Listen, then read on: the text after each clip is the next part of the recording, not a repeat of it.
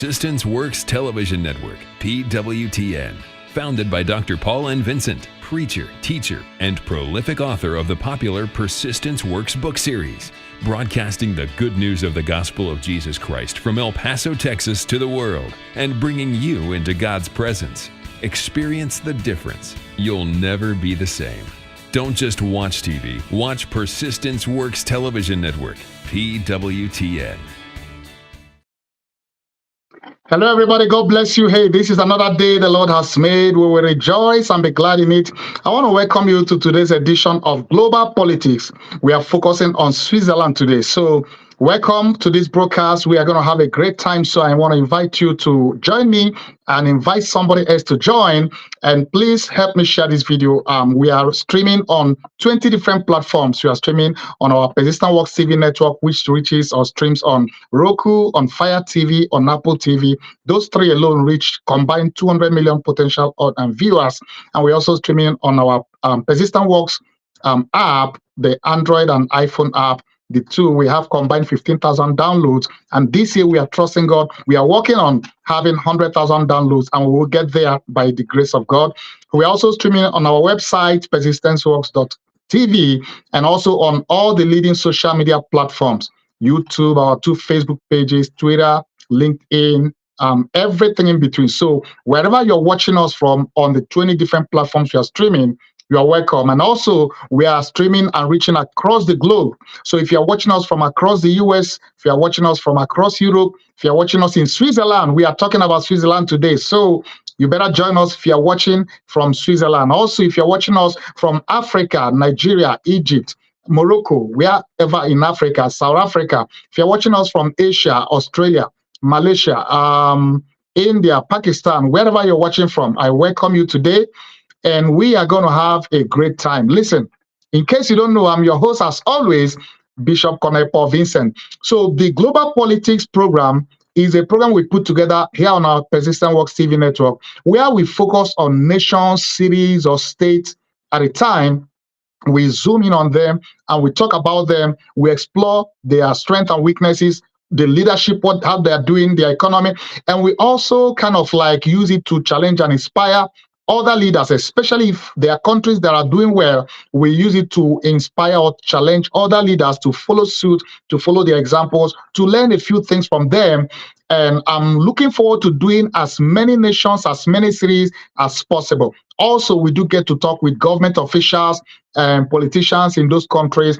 We are more especially in countries and places that have positive results of leadership. So if there's a country or city that's or a leadership or a politician that is a failed leader, I don't think we're interested in doing a story on them. Well, we may, but to tell the story.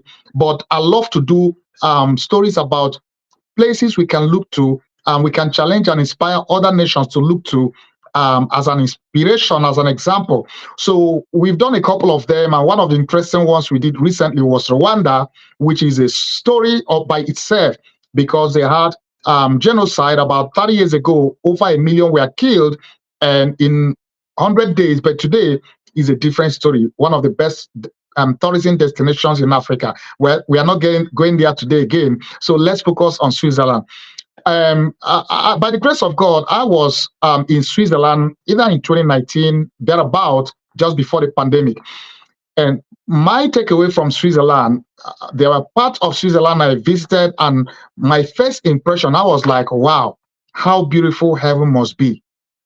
By the way, in case I've not introduced myself, I'm your host, as always, Bishop Paul Vincent. Now, I said to myself, how beautiful heaven must be. Why? Because I'm seeing such beauty, and I'm seeing nature at its best. It's as if God finished creating the world and then put a different finishing touch to Switzerland. And I'm seeing all of that. I'm like, wow, this is beautiful. I've been to many nations, many countries. I've lost count, maybe about 50 or thereabout, plus minus. But you see, including the US, beautiful US, I've been to many cities in the US. But listen, it's nothing compared to my experience and view of Switzerland. So I love the country as a country. Of course, I may not subscribe to everything they stand for, but there are basic things that have made them to become what they are. So we are going to be talking about how they've come to be what they are today. And one of the big lessons or takeaway that I want world leaders, especially in developing countries, that I want them to take away is that Switzerland is a combination of five also different nations, so to speak. They have Germans, they have Italians, they have French, they have Dutch. Now, all of these coexist, of course, in their history, and we're going to get into all of this in detail. In their history, of course, they did have times when they fought war, both internally within themselves, and also when they fought war with other nations. You see, there were nations that fought them, like the Great Roman Empire, France. They fought war with those, but you see, they were also in battle with themselves. But the most interesting thing is that they've learned to come to live with each other, to work together as a nation despite their diversity. And one other interesting thing I saw, that I think African nations, especially those with very diverse population, like Nigeria, for instance, one thing I think they should take away, learn from is, even though it's a nation, I mean, Switzerland, even though it's a nation by itself, it's as if they have nations within the nation, because what we call states here, they call it canton. Now, they have 26 cantons in Switzerland. Each of those cantons are just like countries of their own. Why? Because they have their own constitution, they have their own police, they have their own everything. So it's as if what works for one part of the country may be very different and may not work for the other. So you do what works best for you, from your constitution to your system of government to your your police and everything, even though they have the central government. So I think most of the African nations that have so diverse, like tribes and different nations that make up the nation, a good instance, Nigeria, I think that's one of the best forms of government they should adopt, whereby all the different nations that make up the different entity that often make the infighting to be, and the backwardness of the country to be so pronounced. Every nation, every of those states or regions can be by themselves, be their own nation, as it were, even though there will still be the central nation, central government. But then each region controls its own affairs, has its own constitution, its own government, and all of that. If it works, if it has worked for them in Switzerland, I believe it can work elsewhere. But the bottom line is that to find, it's important for leaders, politicians. I don't like to use the word politician, leaders. And I know it's not every leader is a politician. Not every politician is a leader. That is one of the things we want to accomplish in this program, to challenge politicians to be leaders, because it takes a leader to lead a country from where you are, from the backward, from the last position to the first. It takes leadership. Everything rises and falls on leadership.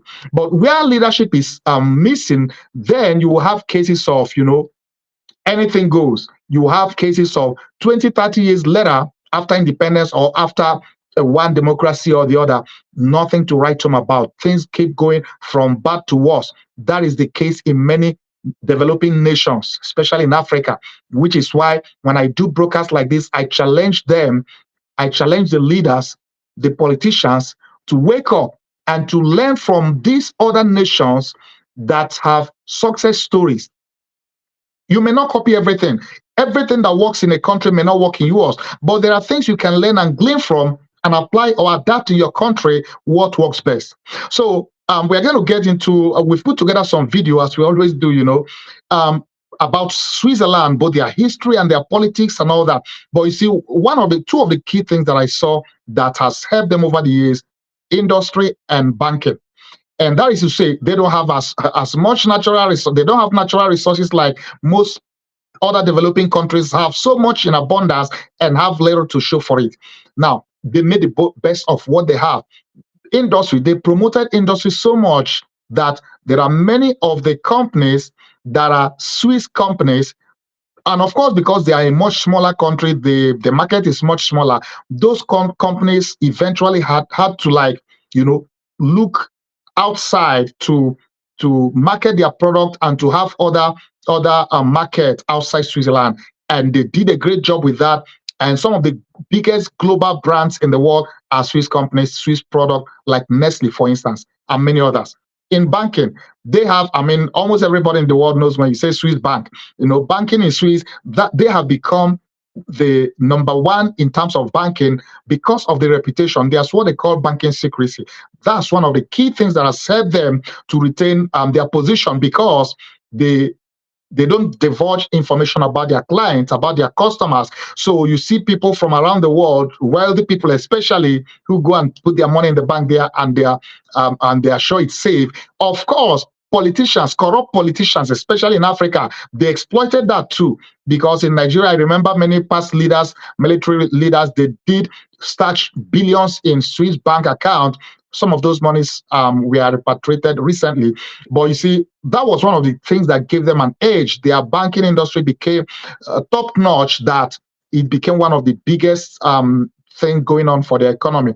Even though in recent time that has changed too, some of US policies in trying to crack down billionaires who try to evade tax and put stash their money abroad. So all of those, and EU, they have adjusted in some of those, but it has also remained a key part of their economic growth and powerhouse. So that is to say, you may not have natural resources, you may not have oil, but there may be things you are good in, you can develop and be known for, and that could be what you can use to drive your economy. That's a big thing, a lesson to learn for other nations, because you may not have what other nations have, but what you have, or what you are able to have or create, you can make the most of it, you can make the best of it. So I'm going to get into other aspects of it, but before then, I want to we've put together a video or some videos, and I want you to pay attention to watch it.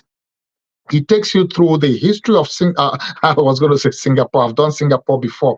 The history of Switzerland, and by the way, towards the end of this broadcast, I'm going to have some of the videos and pictures of my visit there a few years ago. I put together some of those videos, pictures. But before then, so the videos we've put together, you're going to be watching some of the history, the creation, and some of the politics. And I did a little tourism they should be paying me for promoting tourism for them. But I put together some video as well, of some of the best places to visit. So if you ever want to plan to visit Singapore, we have some tips of some of the places to visit. And I'm so glad that I'm doing this today, because it's one of those countries that I've always wanted to visit. And by the grace of God, it's one of those countries I've eventually visited. I'm like, you know what, dreams do come true. Even though I hope to, be there again, from time to time. And someday, like this program, one of our goals is to get government officials, politicians, leaders, political leaders, to get them to interview them on this program. So we are going to be reaching out and interviewing some of the leaders of these nations we cover very soon. And by the way, if you're watching this and you are a political leader of any nation in the world, and you want us to focus on your country, you want us to interview maybe a president, your governor, a mayor, and you want us to talk about your country, your city, your state, maybe there is something you are doing in your state, in your city, in your nation, and there have been positive changes from when you took over, reach out to us. We want to do a story to focus on your city, your nation, your state, and be able to let the world know what's going on. And we are hoping that these broadcasts will help inspire political leaders, especially, and other leaders, to do the best they can to serve their people, to serve their nation, their state, their city, to serve humanity, so that by the time you leave office, you should be leaving it better than you found it. You shouldn't be leaving it worse than you found it. If you leave office worse than it was when you got there, you are a failed leader, and you are failed, and that's why we have many failed leaders in Africa. And I'm hoping that these brokers will help inspire and challenge most to become better leaders. So stand by and watch some of these videos we've put together, and I'm sure you are going to be inspired, you are going to enjoy it, and I'll be back soon to talk about and discuss more about Switzerland. So you have been watching Global Politics. Today we are focusing on Switzerland. So let's go together to Switzerland. Watching Persistence Works Television Network, PWTN. Switzerland is known for its chocolate and neutrality. Wedged between Italy, France, Germany, and Austria, the humble, non-belligerent nation and base for the founding of the Red Cross has scarcely made a bad name for itself in the recent history books. When we think of Switzerland, we don't really think of violence or political turmoil. But that's because we also don't really think about how Switzerland became Switzerland. Today, the nation known by the name Switzerland in English is actually officially known as the Swiss Confederation. With 4 official languages and 41,285 square miles of land filled with roughly 8.6 million people, when you start to pay attention, you may start to wonder, how did this nation begin? Well, the formation of the Swiss Confederation seems to have happened in a few stages. Back in the BC era, modern-day Switzerland was occupied by Helvetic Celts and would later be taken under the crown of the Roman Empire. From there, the region passed between Germanic tribes, Charlemagne, and eventually the Holy Roman Empire. It was during this time that we see the first phase of the Swiss Confederation starting on the path that turned it into Switzerland as we know it. First came the Old Swiss Confederacy. In 1291, 3 Swiss cantons from within the Holy Roman Empire decided to form an alliance amongst each other in response to the destabilized environment around them. These cantons, Uri, Schwyz, and Unterwalden, agreed through a federal charter to jointly manage common interests, including defense and economy. While this wasn't the first time that such an agreement had been made, it is still marked by many historians and the Swiss state as the start of the modern nation's journey. This early confederacy would also grow fairly quickly, and by the 15th century, the 3 original members had welcomed in the city-states of Lucerne, Zurich, and Bern, in addition to the cantons of Glarus and Zug. This successful expansion was not praised by all, though, and the Austrians in particular became agitated by it. Military conflicts between members of the Swiss Confederacy and Austria began to break out off and on throughout the latter half of the 14th century. This clash was a result of the ongoing strife between the Old Swiss Confederacy and the Duchy of Austria under the command of Leopold III and resulted in a remarkable Swiss triumph. Another victory came in 1388 when the Swiss and Austrians collided again, this time at the Battle of Naples. And an even bigger turning point came for the Swiss in 1499 with the Swabian War. The Swabian War occurred between the Habsburgs of Austria and their Swabian League allies against the Swiss Confederacy, with their friends from the 3 leagues of the Grisons. As before, the root of the conflict was a territorial dispute over other neighboring lands, as the Swiss were continuing with their expansion at the expense of Austria's own ambitions. The war lasted from January through September of the same year and resulted in a peace treaty that greatly favored the Swiss and eventually granted the Confederacy de facto independence from the Holy Roman Empire. Still, the Swiss cantons remained an official part of the Holy Roman Empire for a bit longer. However, their expansion did not end by any means. For example, in 1501, 2 more cantons, Basel and Schaffhausen, joined the Confederacy. In September of 1515, the Battle of Marignano between the Old Swiss Confederacy pitted against France and Venice proved that the so-far invincibility shown by the Swiss was not quite as bulletproof as they had hoped. Nonetheless, despite the crushing defeat, the Confederacy stood strong and moved on to the next obstacle, the Protestant Reformation. The Swiss Confederacy was directly affected by the Reformation and subsequently became greatly divided. Between the influence from Luther over in Germany to that of Zwingli and Calvin, the Swiss were overwhelmed by Protestantism, and many began to follow the movement and align with its beliefs. This caused a rift between those newly Protestant Swiss and the remaining Catholics within the Confederation, and a period known as the Wars of Kappel and later the Wars of Villmergen came as a consequence. Despite the internal conflicts, though, the overall shared interests of the Confederacy members proved to be of high importance and managed to hold the alliance together. As a result, by the mid-17th century, with the signing of the Treaty of Westphalia, the Swiss Confederacy was able to gain full independence from the Holy Roman Empire. Though freedom was sweet, it was short-lived for the Swiss. In the late 18th century, Napoleon led his troops into the Swiss cantons for a successful annexation that resulted in the establishment of a centralized government and a single state under the French. It took almost 2 decades for this to be undone with the Congress of Vienna in 1815, but this finally re-established the original Confederacy.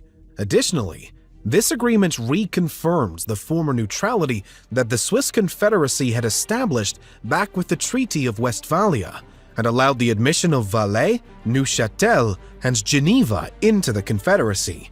This victory quickly led to another major step toward the establishment of today's Switzerland.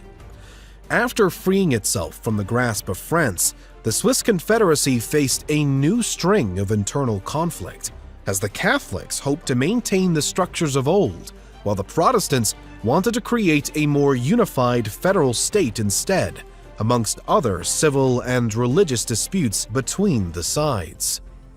Ultimately, the Protestants won the day, and it was decided that Switzerland would become a more unified federal state with a new official constitution in 1848.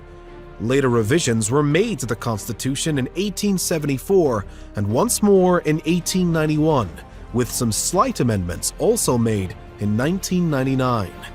Thanks to this constitution and its amendments, referendum democracy and autonomy for the included cantons became the new pillars of Switzerland's structure, and much of the constitution was modeled after that of the United States. Some interesting inclusions in the new constitution were, for example, one clause that allows the entire constitution to be rewritten if that was found to be necessary. Another put an end to Swiss troops serving abroad outside of the Holy See and under Francis II of the Two Sicilies.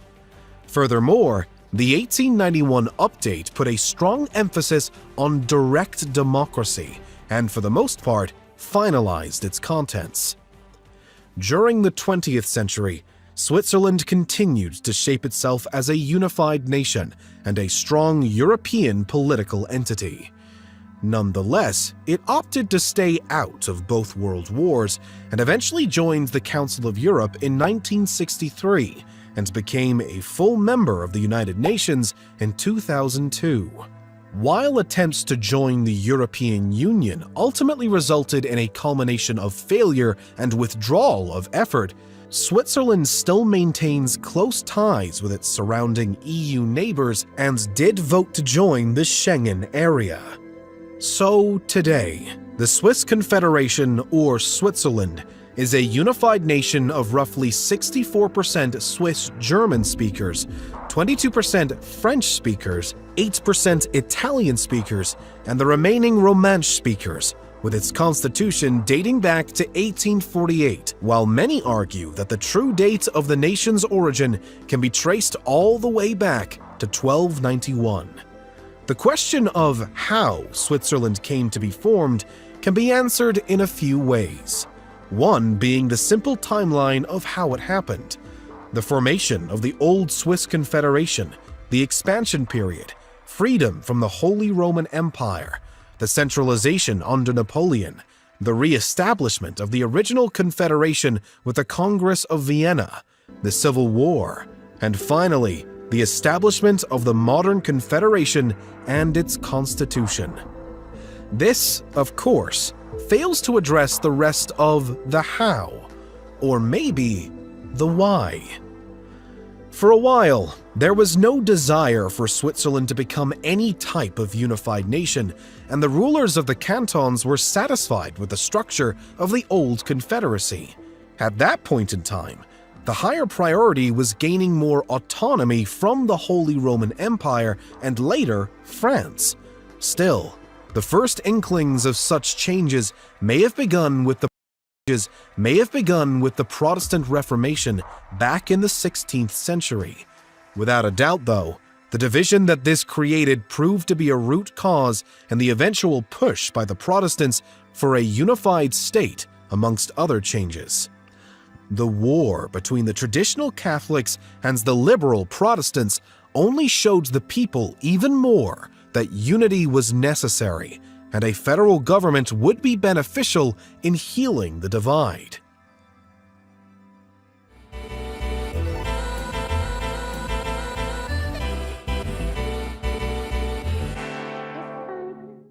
Welcome to Pangea. Today we're going to take a closer look at the Swiss political system. Switzerland is divided into 26 cantons. Each canton has an independent constitution, government, parliament, court and police, and is again divided into several communities. Each community, each canton, and the Swiss national government are therefore responsible for certain political fields. For example, the communities are responsible for kindergarten and primary school, the canton for grammar school, and the Confederation of Switzerland for example, the ETH Zurich, the University of Technology in Switzerland. In this video we will mainly focus on the national political system because every canton works slightly different from the others. All 4 years, the Swiss means a person over 18 with Swiss citizenship vote on the members of the National Council and the members of the Upper Chamber.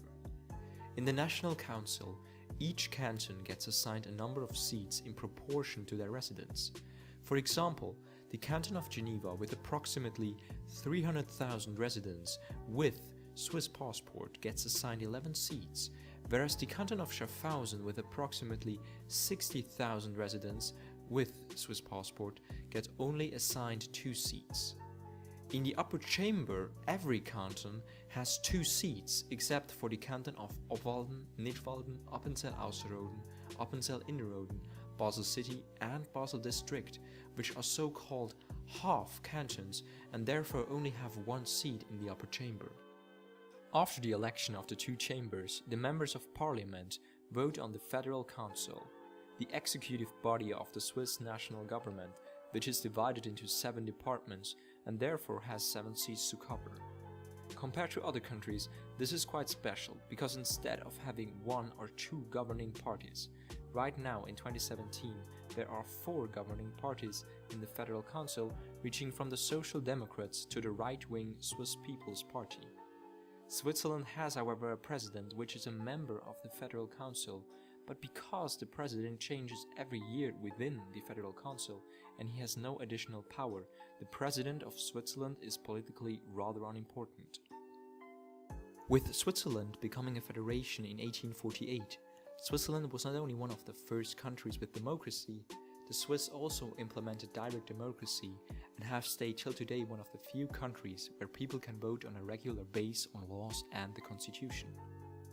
On average, Swiss citizens can vote 4 times a year on certain issues within the community, the canton, and the nation. However, we have to differentiate between 3 different types of votes: the obligatory referendum, the optional referendum, and the petition for a referendum.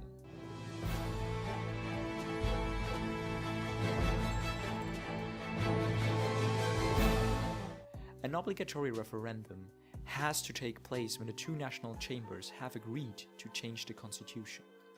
And to put a new article into place, the Swiss citizens have to decide whether they support it or not.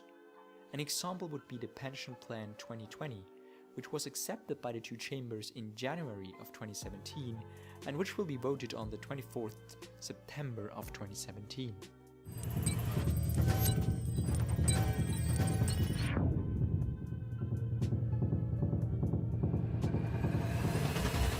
An optional referendum can take place after the 2 chambers have passed a new law. To bring the law to a vote, the Swiss have to collect 50,000 signatures within 3 months, and after that, an optional referendum can take place. An example is the Energy Bill, which was accepted on the 21st May of 2017 by 58% of voters.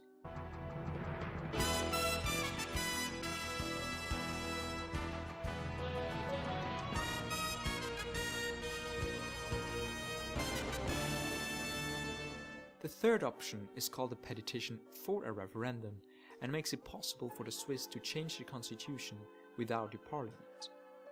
To bring it to a vote, they have to collect 100,000 signatures within 18 months. An example would be the initiative for the unconditional basic income, which was rejected on June 5, 2016. Direct democracy is not always easy, especially because certain petitions for a referendum are incompatible with the existing constitution and have therefore caused big discussions within the country in the past. It is, however, a further development of democracy, and the Swiss consider direct democracy very valuable. If there's a country that symbolizes economic success, it must be Switzerland. I mean, there is a reason why we call other countries Switzerland of the Middle East or Switzerland of South America. And that's because for centuries, it has been one of the wealthiest countries in the world. And it managed to remain at the very top until today, thanks to its unique economic model. But while most people still haven't noticed, the truth is that this model is facing more and more problems. The world has changed, and what worked for Switzerland for so long is not working anymore. And for the first time in history, the future of the Switzerland's economic model is in serious trouble.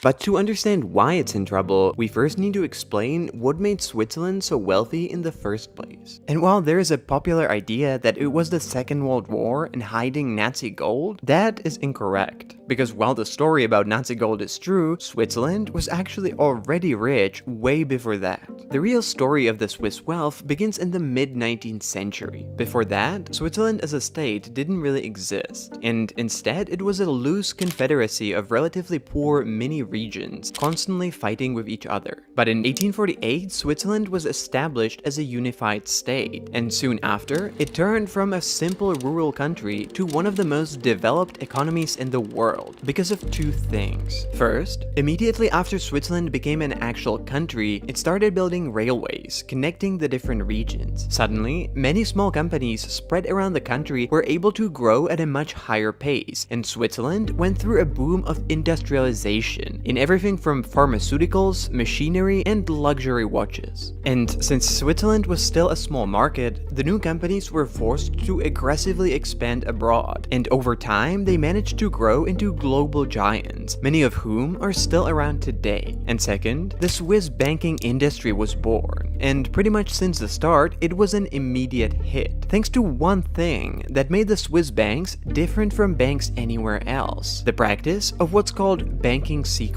Swiss banks committed to never disclosing any information about their clients, including who they are or what accounts they have, to any corporation, government, or law enforcement agency. And once Switzerland finally became a unified country with its own currency, stable political system, and the official policy of neutrality, it quickly became a very attractive place for many wealthy individuals to store their money. And over the coming decades, its popularity grew. Large Swiss banks like Credit Suisse and UBS were formed. Swiss bankers were going around Europe promoting banking secrecy. And while Europe was going through wars and instability, Switzerland remained a stable, neutral country where a breach of the banking secrecy became a federal crime. As a natural result, Switzerland became the place for wealthy people from all over the world to store their money, and the Swiss banks made insane profits from providing that service, turning Switzerland into one of the richest countries in the world, with its banking system as the backbone of its economy. But this model that worked for so long is not really working anymore, and here's why. But first, I want to talk about a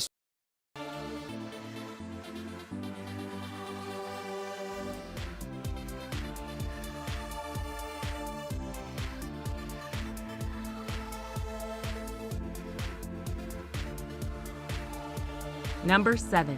Zurich. Switzerland's largest city, Zurich, will appeal to travelers with an interest in culture, since it boasts more than 50 museums and over 100 art galleries. When visitors get tired of shopping for internationally famous Swiss brand name goods, they can take a boat ride on Lake Zurich or go hiking in the nearby mountains.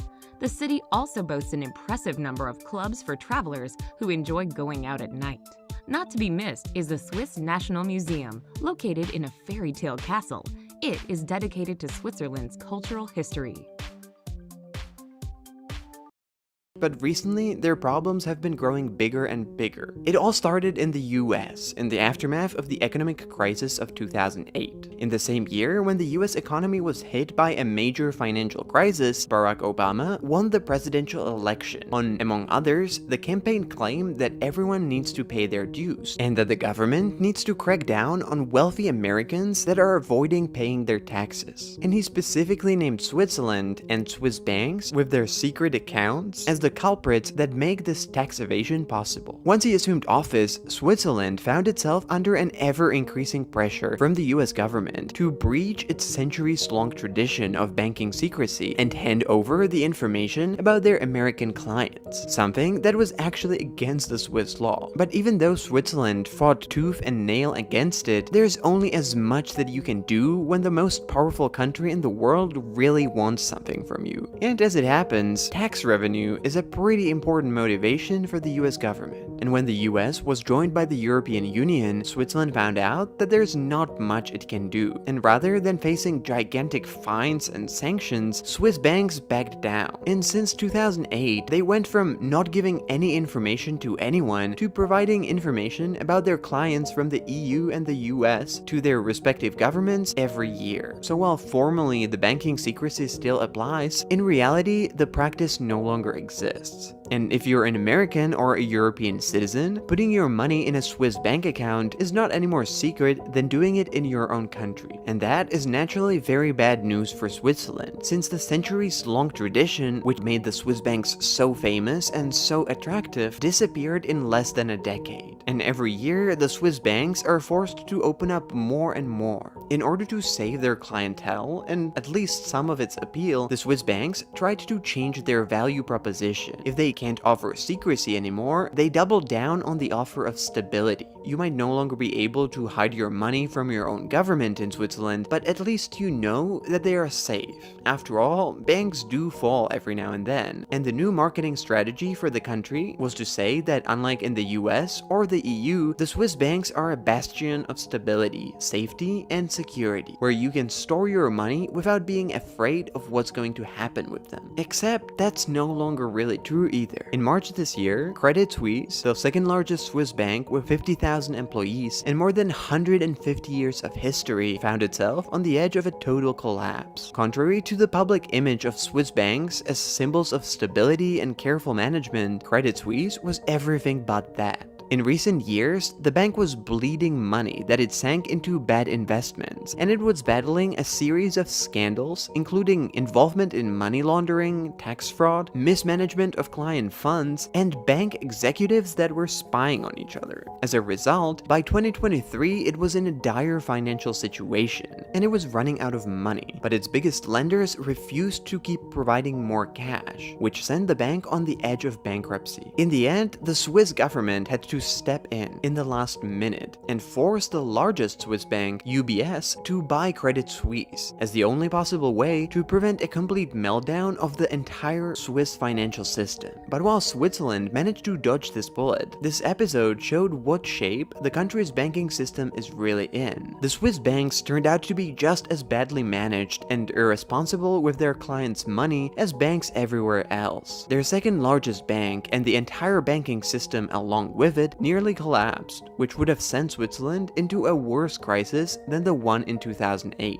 And instead of having two large banks, Switzerland now has one mega bank, which is not in a great shape either. And if the mega bank would collapse, it would take down the entire country along with it, which kinda makes the entire Swiss banking system pretty vulnerable. And that's not the end of the problems that the Swiss banks are facing. For centuries, Switzerland managed to benefit from conflicts that raged around it, thanks to its famous principle of neutrality, basically not choosing sides and remaining on good terms with everyone. But even that is not really working out anymore. While Swiss banks were known to do business with anyone, regardless of the geopolitical situation, they are now under increasing pressure to confiscate and hand over hundreds of billions of dollars that Russian oligarchs have stored in Swiss banks, or face sanctions if they refuse to do that. and most likely they will sooner or later give in, which will further diminish the reputation of what a Swiss bank account used to mean, and provide another reason why people might want to put their money somewhere else instead. Now, does all this mean that the Swiss economy is facing an imminent collapse? Well, no. Apart from banking and finance, Switzerland still has many extremely successful companies that are not going anywhere,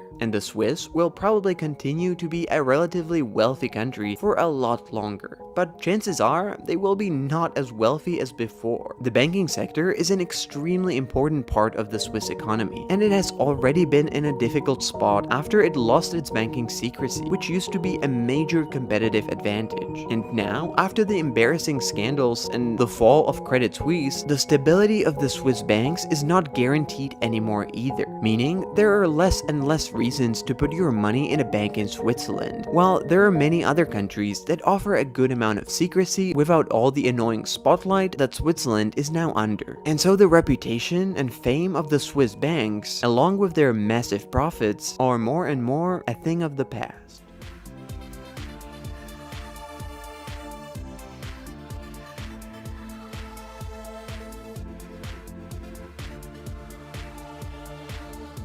Switzerland is a small country that sits smack dab in the middle of the Alps, making for 360-degree scenery wherever a person finds themselves.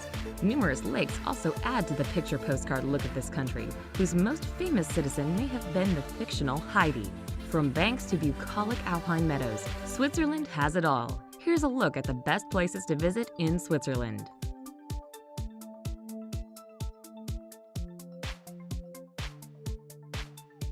Number 10. Interlaken.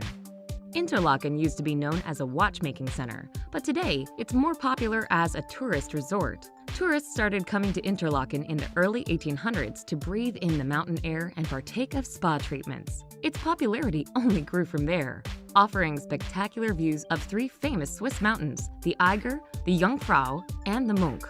The city is also a popular base camp for outdoor activities in the surrounding Bernese Oberland Alps. Hungry tourists may want to try raclette, a classic Swiss dish made from cheese.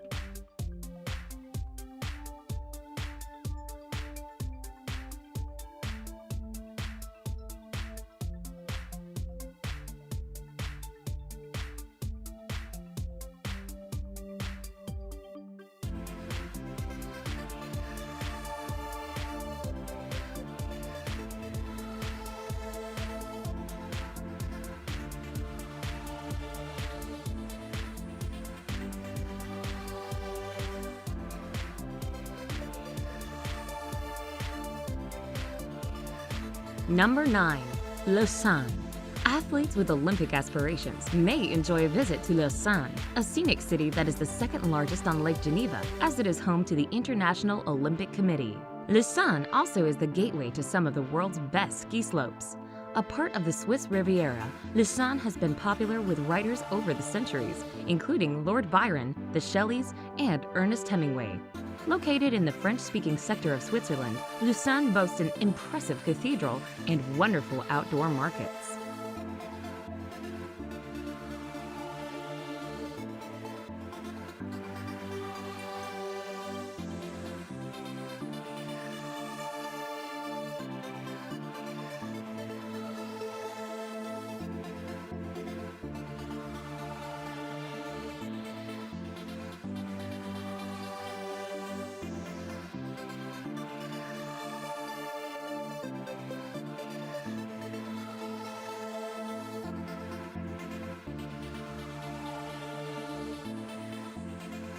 Number 8. Geneva. Geneva is a city where international influences reign supreme. It is home to the International Red Cross Committee and the European headquarters of the United Nations, as well as 20 other international organizations. Environmental travelers will enjoy the fact that Geneva is a green city, with 20% of its land devoted to parks, earning it the nickname of City of Parks. Top sites include the Cathedral of St. Pierre, where John Calvin gave famous sermons, and the United Nations headquarters. Geneva also is a good city to explore by bike or rest weary feet by taking a boat ride on Lake Geneva.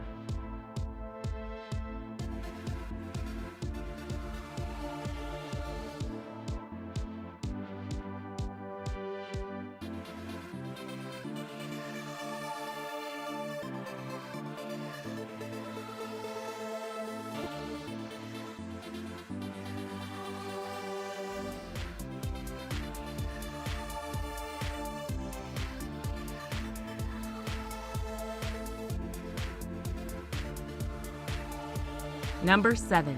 Zurich. Switzerland's largest city, Zurich, will appeal to travelers with an interest in culture, since it boasts more than 50 museums and over 100 art galleries. When visitors get tired of shopping for internationally famous Swiss brand-name goods, they can take a boat ride on Lake Zurich or go hiking in the nearby mountains. The city also boasts an impressive number of clubs for travelers who enjoy going out at night. Not to be missed is the Swiss National Museum, located in a fairy tale castle. It is dedicated to Switzerland's cultural history.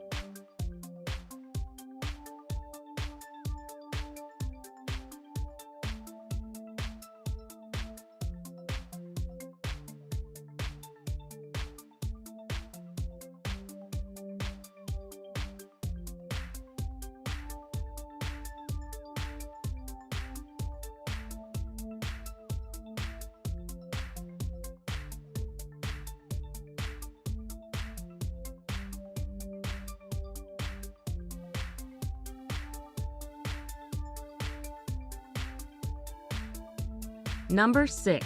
Zermatt. Zermatt is a small town that is famous for skiing and mountaineering due to its proximity to the Matterhorn, one of Switzerland's highest mountains. Cable cars whisk skiers up surrounding mountains in the winter and hikers in the summer. Zermatt is a good town for walking to various sites, since gasoline-driven vehicles are not permitted. Any vehicles within the city limits must be battery-operated. Fortunately, for visitors, it takes 30 minutes or less to walk between sites. The town is accessible via scenic train routes that connect it with the outside world.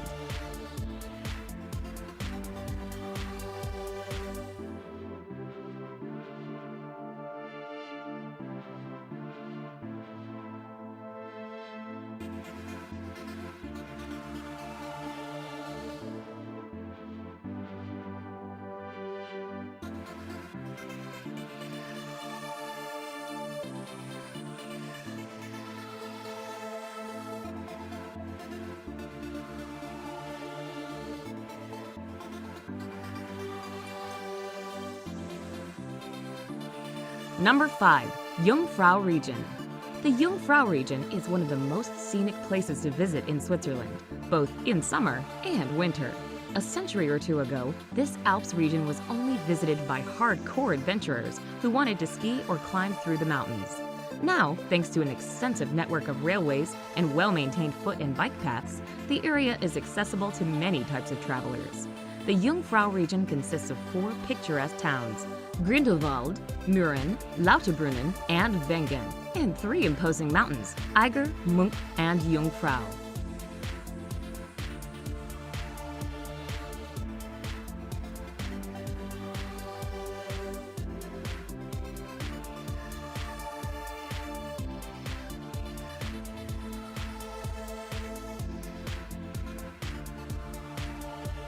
Number 4. Lugano. Lugano has been nicknamed the Monte Carlo of Switzerland because of its growing popularity with celebrities. The city is located on Lake Lugano in the Italian-speaking section of this alpine country. Lugano, which is blessed with warm summers, dates back to the 9th century. The city is home to a large number of Swiss heritage sites, including 3 cathedrals and several museums. Home to numerous financial institutions, the city also hosts an annual classic music festival, the Lugano Festival, in the summer.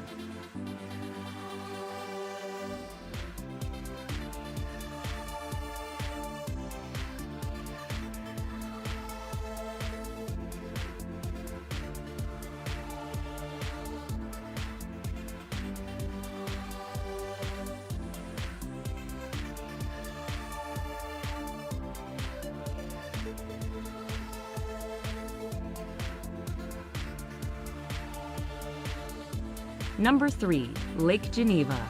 One of the largest lakes in Europe, Lake Geneva lies on the course of the Rhone River, on the frontier between France and Switzerland. Aside from the city Geneva, most destinations in the Lake Geneva region are in either the Swiss canton of Vaud or the French department of Haute-Savoie. The geography is varied, with the Jura Mountains in the north, a hilly plain in the center, and in the southwest, the Alps.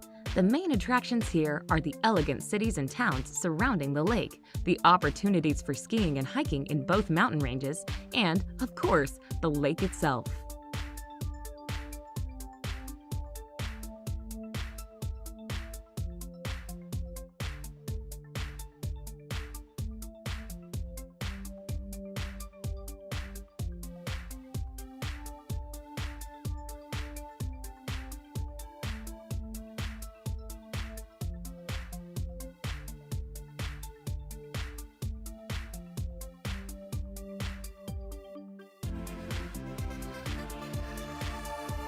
Number 2. Lucerne. Lucerne, located in the German-speaking section of Switzerland, is a city that has it all: city life, a lake, and mountains. Considered one of the world's prettiest cities, Lucerne is most famous for its 14th century chapel bridge and water tower, which is said to be the most photographed monument in Switzerland. Another famous monument is the Dying Lion, which was carved out of rock to honor Swiss mercenaries who died in France in 1792. Hungry visitors may want to try Luzerne Kugelpastete, a local specialty made from puff pastry, veal, and mushrooms doused in cream sauce.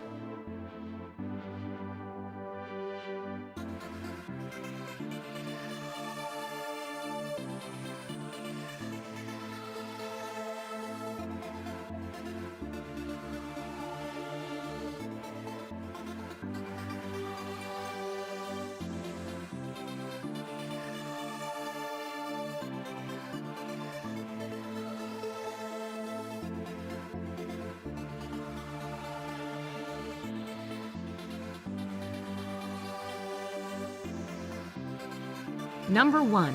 Bern. Bern is a picturesque medieval city with a history that dates back to the 12th century, though it did not become a part of the Swiss Confederacy until the 16th century. Its most famous attraction is an ancient clock tower with moving puppets that once served as the western gate of the city. Other popular sites in Bern include the Münster, a Gothic cathedral that rises from the old town, and its town hall. The bear is the symbol of Bern, with several being kept in an open-air pit. Shoppers will appreciate the old town that boasts 4 miles of arcades, making it one of the longest covered shopping areas in Europe.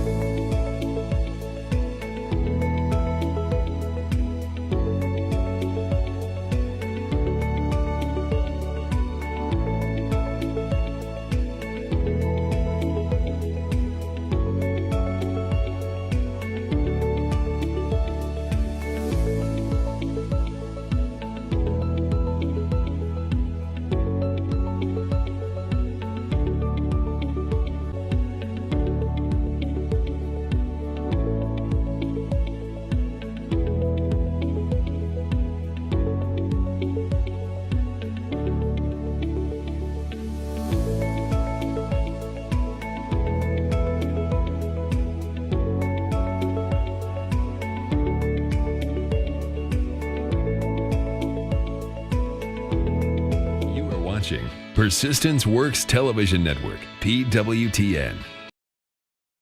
Hey, welcome back. Welcome back. I hope you enjoyed that those presentation. You are watching Global Politics. We are focusing on Switzerland, or we've been focusing on Switzerland, and we just took some time to put together the videos that talked about Switzerland, the history, their politics, and some of the interesting places to visit. Because you can't really talk about Switzerland without talking about places to visit, because it's a very beautiful, lovely city, nation. And as I said before, I visited Switzerland for missions, for ministry, and I also took time to visit a lot of interesting places, like the last few videos, pictures you saw. And I did have a great time, and it's a beautiful place. So the bottom line of it all is that it's one of those success stories of a nation, and they did some things that has worked for them. And the challenge now is for developing nations, especially in Africa, to learn a thing or two to take a leaf from some of the things they've done that has worked for them, despite the fact that they don't have natural resource like oil. Because often people think, oh, if you don't have oil, you are doomed. A country like Germany doesn't even have oil. So you can see from everything we've presented that Switzerland doesn't have all the natural resources that many African countries, especially Nigeria, are endowed with, yet they've done so well for themselves. So my biggest challenge to the developing nations, especially, and their leaders, their politicians, is look at nations like these that have succeeded, learn a thing or two, take a leaf from some of what they've done that have made it a success and implement it in your own case. Of course, you can customize and implement, but at the end of the day, everything rises and falls on leadership. If a country or a nation succeeds, it's succeeding or it has succeeded because of the leadership. If they have failed because of leadership. So the days of leaders kind of trying to shift the blame and say, oh, it's because of the person I took over from. Oh, it's because of something that happened. Those days are over. If your nation is failing and you are the leader, you are the one failing, because at the end of the day, everything rises and falls on leadership. So I hope today's broadcast has inspired you and challenged you, and maybe some of you watching, you may want to visit Switzerland one of these days. And I want to thank you for watching up to this point. Let me remind you that these broadcasts come to you every Wednesday. We focus on different nations and different cities and different states. As I said before, if you are a politician, a political leader, I was going to say religious, no, political leader, if you are a governor, a president of a nation, if you are a mayor and you want us to focus on your city, on your nation, on your state, hey, reach out to us. We are going to, we would love to interview you, government officials. If we need to come in person to your nation, we are open to that, for that as well. But this program is focused on, political leaders, nations, and all that is happening. And sometimes we cover some not too good stories, but I love to cover the success stories most of the time. But I want to thank you so much for joining. So let me remind you to join me every Wednesday on Global Politics. Next Wednesday, we're going to focus on something else or some other nation or city. Until then, well, let me also remind you to join me every day, Monday to Friday. I do have our Persistent Works online prayer every day on same station, same time. Well, the time is 10 a.m. Mountain Time, 12 noon New York time, 5 p.m. London time, GMT time, and 6 p.m. Nigerian time. So join me every day.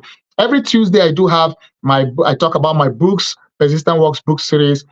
Join me every Tuesday around the same time that we did this broadcast too, which is 2 p.m.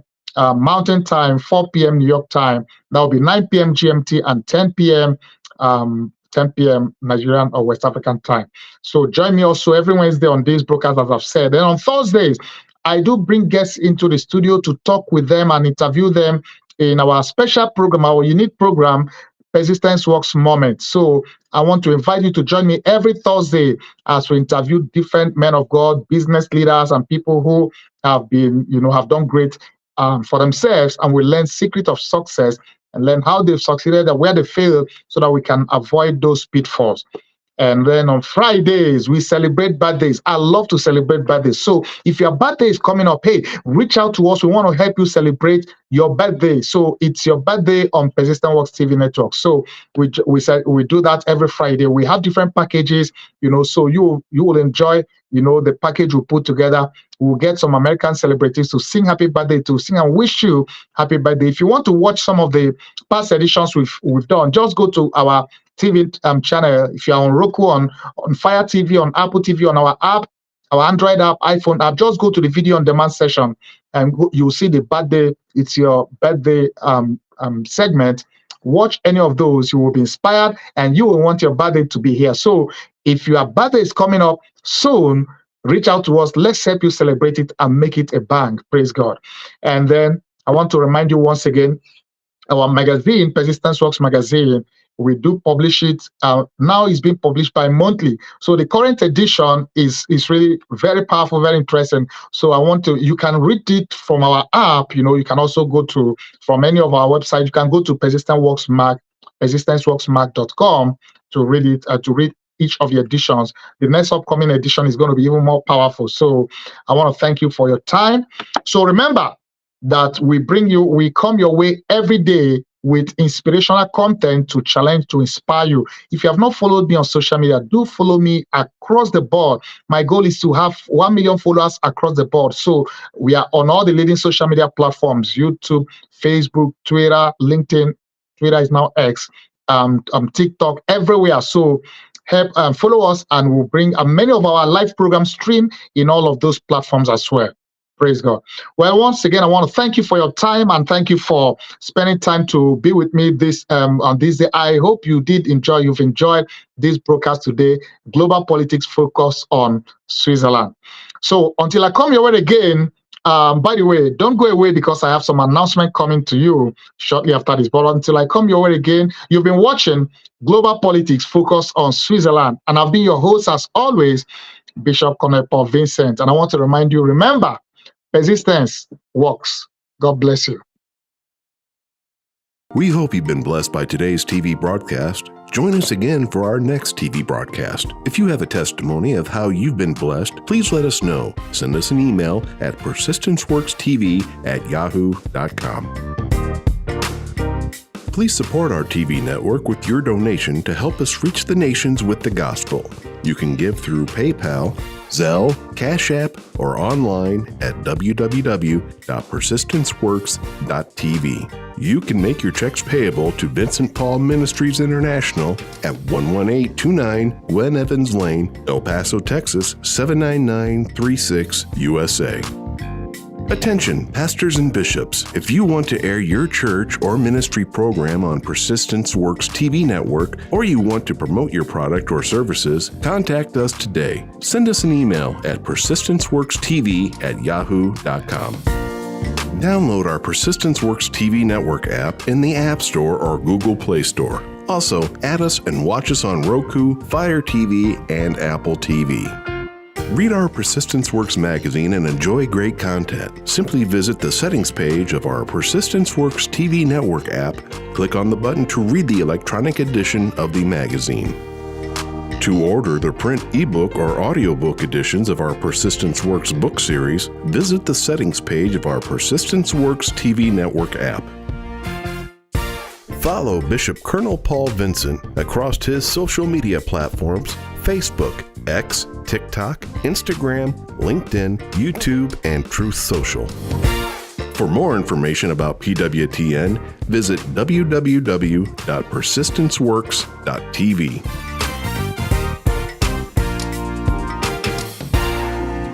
Inspiration and motivation to reach your dreams in life? Are you trying to overcome discouragement? Do you desire a deeper spiritual walk with God? Do you question your destiny?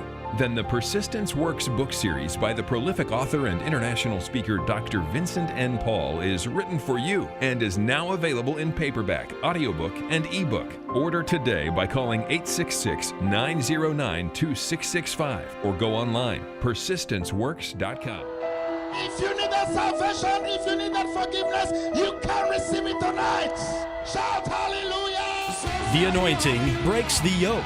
Hear Dr. Paul N. Vincent preach the anointed word of God that changes lives and brings salvation, healing, and deliverance. Invite him to minister in your church, conference, or crusade. Also read his life-changing books in the Persistent Works series. For more information about inviting Dr. Vincent to minister or to order his books, visit VincentPaulMinistriesInternational.com. Dr. Paul N. Vincent, internationally known author and preacher, invites you to his annual Persistence Works Holy Land Tour in October and April. These memorable trips throughout Israel include visiting historical sites in Jerusalem, Nazareth, and Bethlehem, as well as the Sea of Galilee, the Jordan River, and many more. Your travel package includes round-trip airfare from Houston, Texas, and Lagos, Nigeria to Tel Aviv, first-class hotels, 2 meals a day, air-conditioned buses, and Israeli Ministry of Tourism approved English-speaking guides. For more and to register, visit VincentPaulTours.com today.